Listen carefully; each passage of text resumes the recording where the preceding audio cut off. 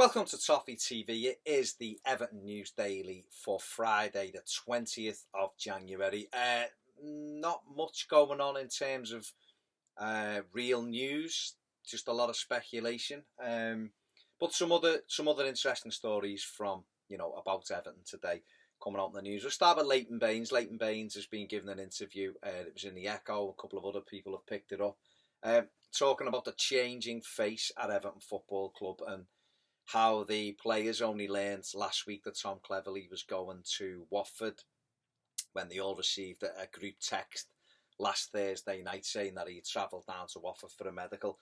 And Baines just kind of saying that, these things didn't happen in the past, basically, and Everton's newfound wealth means that players, the ones who want to stay there have got to work extra hard because he knows that Ronald Koeman is wanting to shape his own Everton squad now. And I think we're seeing the signs of that. We certainly saw the signs of that on Sunday against Manchester City. And that's what happens, isn't it? When clubs get taken over, managers want to bring in their own people. But I think Ronald Koeman's given a lot of players enough time to prove themselves. And basically the ones who aren't up to it are getting moved on. Tom Cleverley always give 100% for Everton. I don't think there's any question about that. But Ronald Koeman, for one reason or another, thought that Cleverley wasn't cut out for his style of play, and he moved on.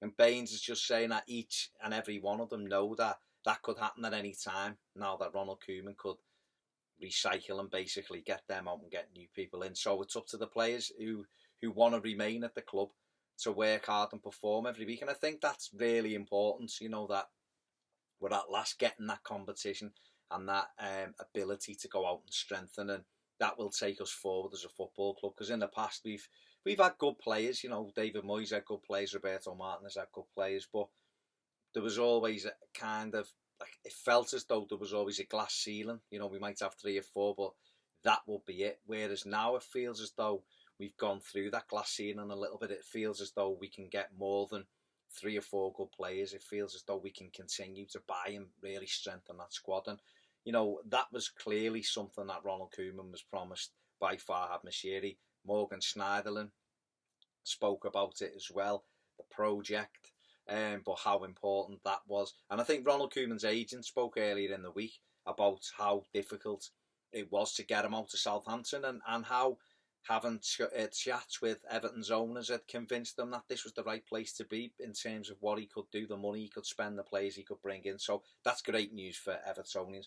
On the back of that wealth, Big Sam, ahead of the game tomorrow against Crystal Palace, talking about how envious he is of Everton's money. It sounds a little bit mad, doesn't it? Him saying that he's envious of Everton's spending power.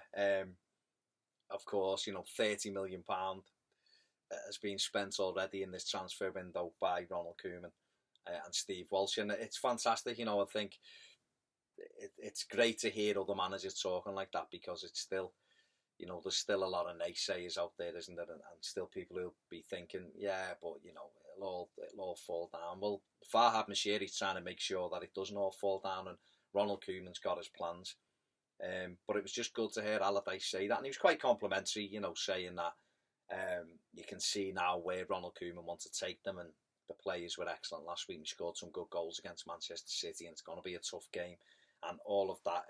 And all of that kind of works for us as well. It is going to be a tough game. We've got to look out for Benteke. Palace have got some good players in there as well. But I just thought that was really interesting that Allardyce had, on the back of what Baines said, that Allardyce had come out with it as well. Another couple of interesting things today that I've read is Tom Davies, Ronald Koeman, talking about the fact that the coaching technical staff had shown Tom Davies some of the bad things that he'd done last week against Manchester City to try and keep his feet on the ground and show him that it wasn't a perfect performance, even though we probably thought it was.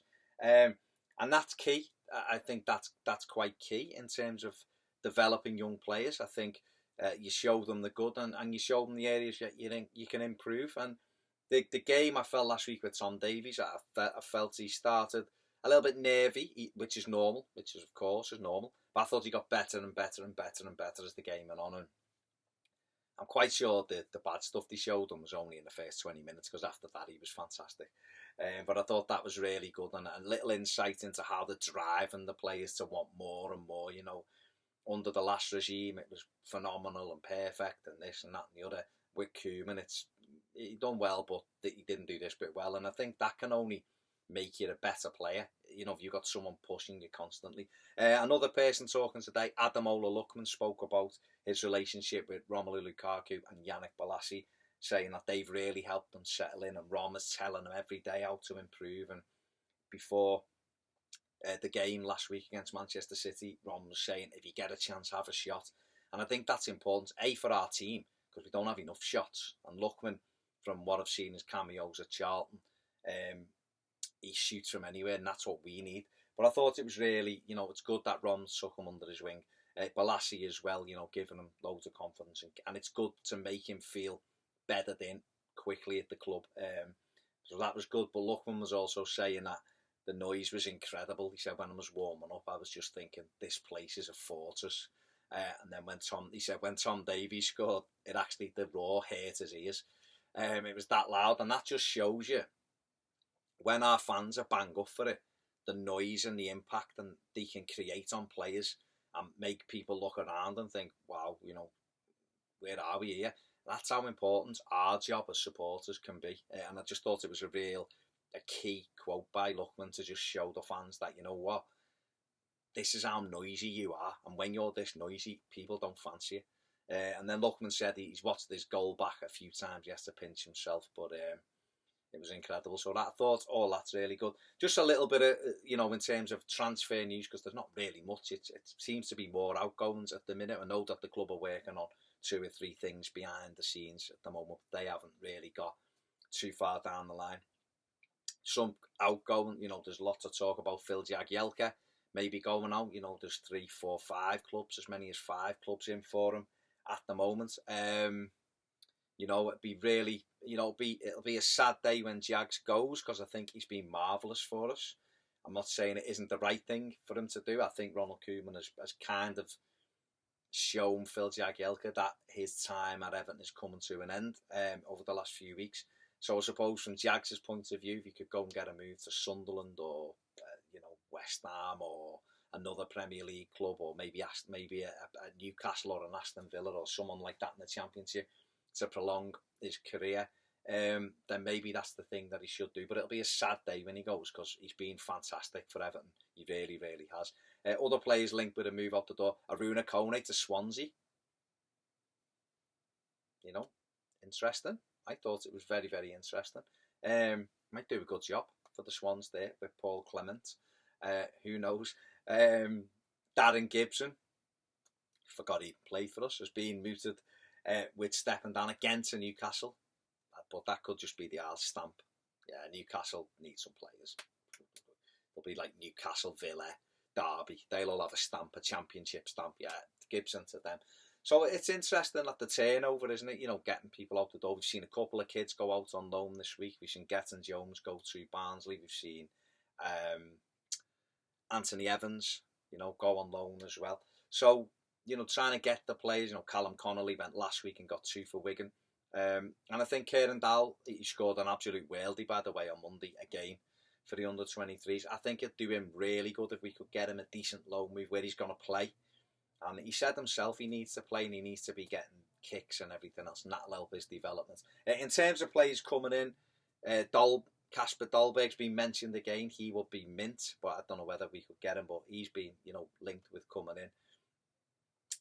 Begovic, the keeper from Chelsea's been linked as well. I think if Jagielka goes out, I would suggest that a centre-back would be coming in. You know, so there's certainly moves at a foot. One player who won't be coming in is Memphis Depay, who was signed for Lyon today for a fee rising to 21 million. Clearly, Ronald Koeman and Everton didn't feel as though they could splash that kind of money on someone who we don't know whether he's going to settle down and be a good player or not. And Ishak Belfodil, who was Ronald Koeman said we weren't going to get yesterday. His people around Standard Liège have said this coach has now got to pick up the pieces of a very disappointed player. If Ronald doesn't want you, you ain't coming.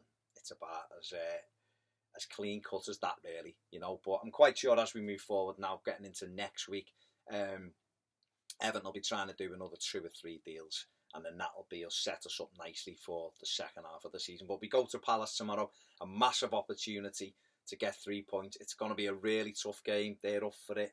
Big side. Generally don't do that well against them in terms of beating them regularly, but we've got a chance to go there tomorrow and beat them, and we need all of our players to show the same applications they did against Manchester City and the same ruthless finishing. Me and Pat will be back tomorrow after the game with our instant match reactions, and then back in the studio on Monday. Look out for that. Yeah, thanks for watching, and let's hope the Blues can bring 3 points back from London tomorrow. I've been Baz. I'll see you soon on Toffee TV.